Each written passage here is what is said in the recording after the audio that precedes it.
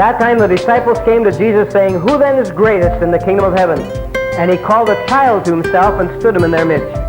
And Jesus took a little child to illustrate this, because a little child is able to both receive love and give love until it gets hurt. And I think maybe they were surprised, but you see, the kingdom that they were talking about is the kingdom of love. It has to be received. So he took a little child to illustrate this.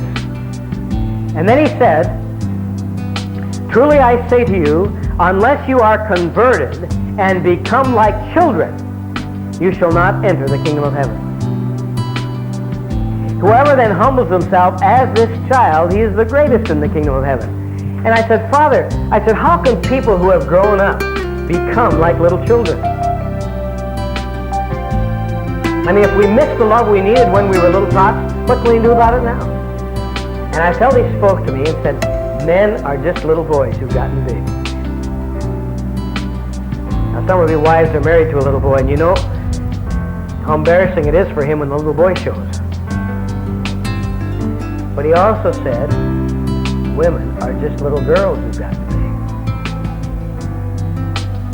And you see, deep inside of each one of us is that little child.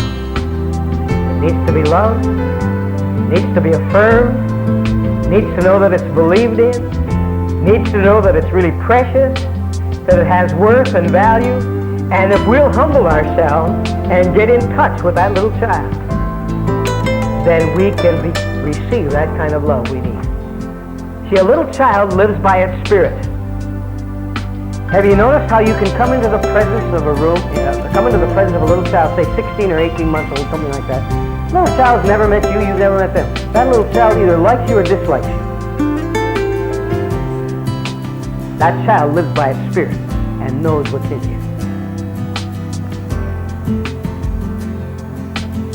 And God wants you to learn to live by your spirit and to be able to open up to Him and become a little child. Don't live by your mind. Don't try to have all the answers, but learn to live by your spirit, the real cry of your heart.